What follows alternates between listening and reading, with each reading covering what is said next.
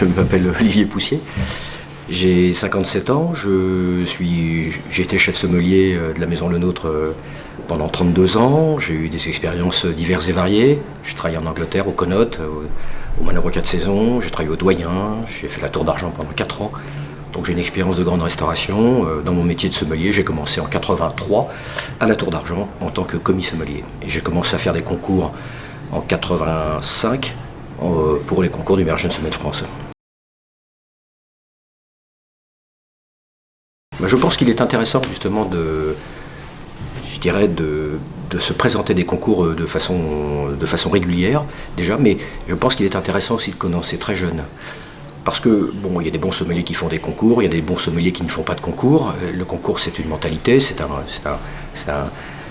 pour se prouver à soi-même, mais je considère que l'apprentissage des concours, dès le plus jeune âge, vous donne une certaine assise, vous permet de gérer, vous contrôler, et il vous permet aussi d'appréhender les concours de façon différente sur les concours bien plus tard ensuite de meilleur jeune sommet de France, meilleur sommet de France et concours internationaux.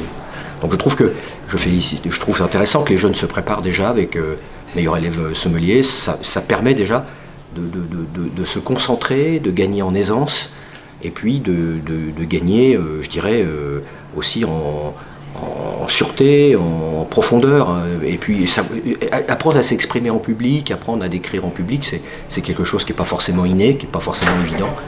Je pense que ce genre de concours a pour possibilité justement de parfaire ses connaissances à la fois, mais aussi appréhender le stress d'un concours.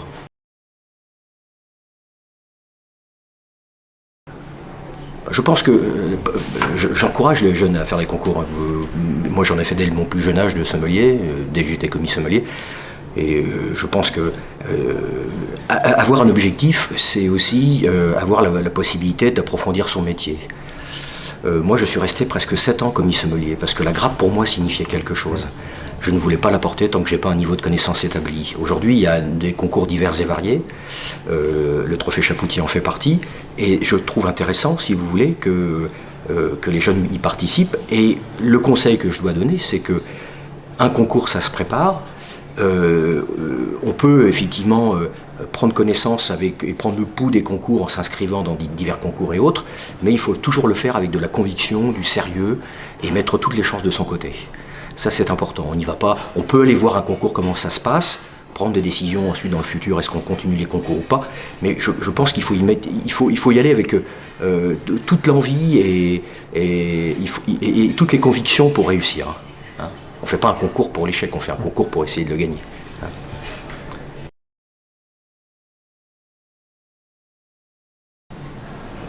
Je pense que déjà, les professeurs de tous ces élèves ont un rôle important dans leur formation, dans leur qualité de leur enseignement. Et il ne faut pas les oublier parce que c'est eux, au départ, qui comment dirais-je, amènent de la passion et de l'envie. Hein. Donc les professeurs sont au contraire à saluer, et moi je les respecte totalement parce que dépend de la passion d'un élève, la qualité de sa formation hein, et de la transmission du savoir. Donc je pense que les sommeliers qui ensuite accompagnent ces jeunes sommeliers, c'est pour parfaire les connaissances, pour les motiver de façon plus importante, leur ramener une connaissance supplémentaire, les aider à progresser dans ce métier, de par la théorie, de par la dégustation, de par les voyages dans le vignoble et autres, c'est parfaire et continuer à progresser dans ce métier qui est sommelier. Vous savez, on y arrive, le métier de sommelier c'est un métier, on n'y arrive jamais en fait, parce qu'il y a une constance, il y a un renouvellement des lois législation du vin, de la cartographie viticole mondiale. On est toujours en train d'apprendre, même moi, avec même mes titres internationaux, je n'ai jamais lâché, j'ai jamais quitté, parce qu'il y a toujours une nouveauté. Hein. Vous voyez, avant-hier j'étais à Bordeaux, je viens d'apprendre que le décret de l'appellation Pomerol interdisait les pesticides maintenant, et les désherbages chimiques, et que l'irrigation était autorisée dans le décret de l'appellation Pomerol futur. Bon, ça fait partie, c'est un exemple parmi tant d'autres, si vous voulez, mais ça bouge tout le temps, donc le sommelier doit être au fait de toutes ces connaissances, surtout ceux qui font des concours. Hein. Alors c'est sûr que la crise du Covid a touché de plein fouet la restauration, donc la restauration, qui dit le maître de restauration, mais notre métier de sommelier en général.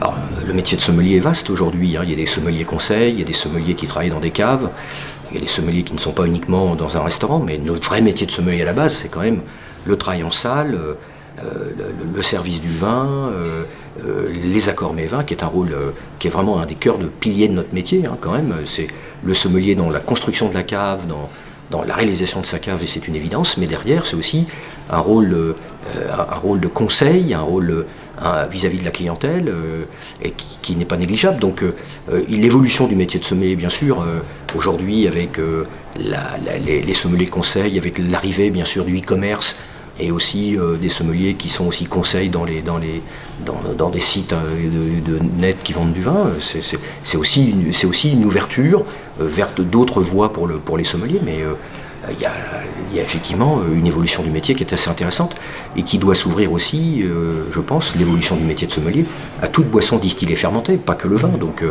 il y a des choses intéressantes à apprendre dans le monde de l'univers des spiritueux, et même au niveau des vins. Et à commencer, vous voyez ce qui se passe aujourd'hui dans le monde du Nihonshu. Enfin, Nihonshu, c'est ce qu'on appelle les sakés japonais.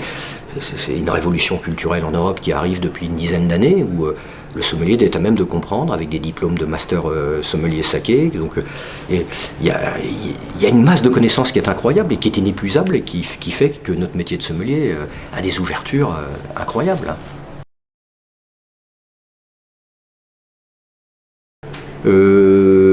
Un des beaux vins coup de cœur de la maison Chapoutier, c'est le Pavillon 2010. Je crois qu'un de mes plus bels accords, qui est un accord très simple, mais qui me revient toujours à l'esprit et qui reste quelque chose pour moi de fantastique, c'est un produit pur, net et précis tel que l'oursin, qui est pas forcément facile à marier parce que sa persistance iodée et sa texture déstabilise pas mal de vins, hein, en fait. Mais l'association d'un Assertico de Santorin, et en l'occurrence la cuvée Cavalieros 2012 de Sigalas, avec quelques oursins frais comme ça, juste ouverts et autres, encore dans leur test, c'est absolument merveilleux.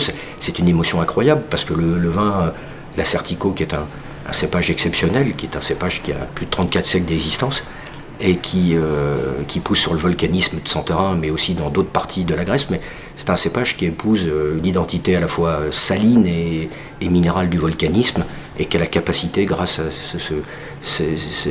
d'aller chercher en persistance de goût, à la fois de trancher sur la texture de l'oursin, et d'aller chercher dans la plénitude de bouche. C'est ça qui est formidable. Ça, c'est un accord qui me plaît vraiment.